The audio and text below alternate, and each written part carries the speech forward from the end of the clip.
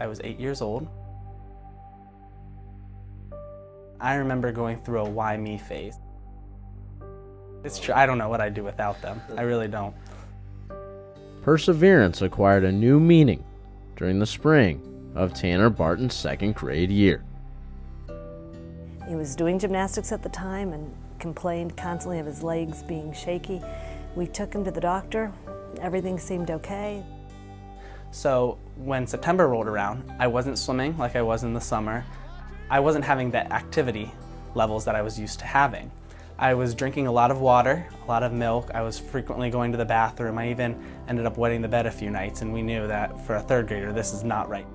My family doctor took a blood test and said, all right, we need to get you to Children's Hospital because we think that this could be more serious. And that's the first time ever since he was born that I went to the doctor without my wife. So I take him to the doctor, and the doctor tells me all the bad news. I came home, and I said, hey, we got to go down to the emergency room. When I was diagnosed with diabetes, I was in the third grade, and it was September 2nd, 2003. That day will always stick with me because it was a life-changing day. At the age of 8 years old, Tanner came to the realization that his journey would not be the same as most his age. Do I have to be the one? Why am I sitting out at practice? Why do I have to go back and swim when I could have done it right then, but I can't do it right then? So anger, I think, and a little bit of embarrassment. He really didn't want to share with anybody. He didn't want anybody to know. I remember sitting somewhere and giving himself a shot in his leg under the table so nobody would see.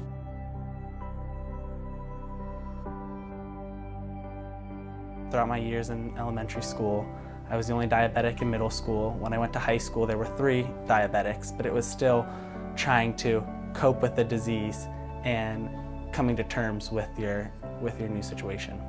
It took a long time for him to accept that I've got to deal with this the rest of my life. It's never going to go away. My mom has been instrumental in this journey of my life, and the same goes with my dad. They work as a team, always there with open arms, ready to give me a hug and a kiss and just say, you know, look at everything you've been blessed with, look at where we've come, and I'm forever grateful for that. With the initial shock behind him, Barton began working towards a cause, the Juvenile Diabetes Research Foundation. He all of a sudden became super active. They start calling on him to do talks for, you know, the walk, and he went out and was an advocate for it. He sits on an international council right now for JDRF. He goes to a lot of the conferences. I think he kind of felt after a while, if I'm going to deal with this, I better work to maybe get a cure. As an advocate for a cure, Tanner came into contact with Michael J. Fox at a research symposium. Inspired by Barton's message, Fox included Tanner in his autobiography, raving over Tanner's toughness and boyish bravado. When one is diagnosed with diabetes, it can come as a curveball not only to the individual, but to their entire family, because it really takes a toll on everyone involved. And I want to help those children, and I want to show that they don't have to be hopeless. They don't have to look at their situation in a dreary way, because you can still accomplish so much. And yes, it will be difficult, and yes, you will have to take more precautions. But as long as you have the attitude that it won't hold you back, it won't hold you back.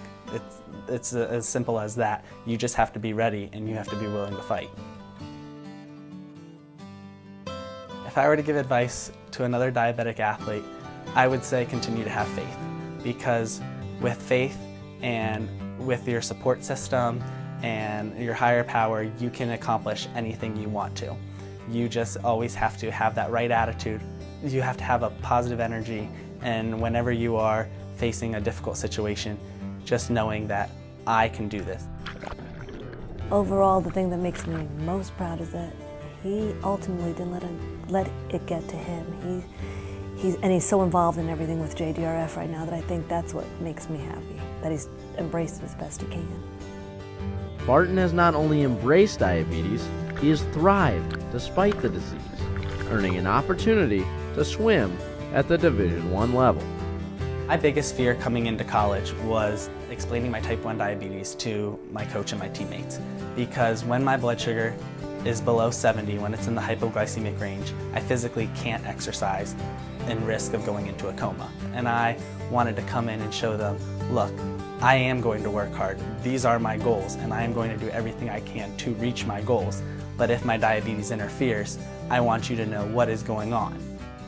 The first thing he did when he got here was make a speech to the team about the fact that he was a diabetic, and he might have to get out and stop during the practices. And so that was really good for the team just to understand. I mean, there were some questions and everything, but there's nothing really big from the team. They understand that when my blood sugar is out of whack, they know that I'm doing everything I can. That's just part of me. That's part of my personality and my character.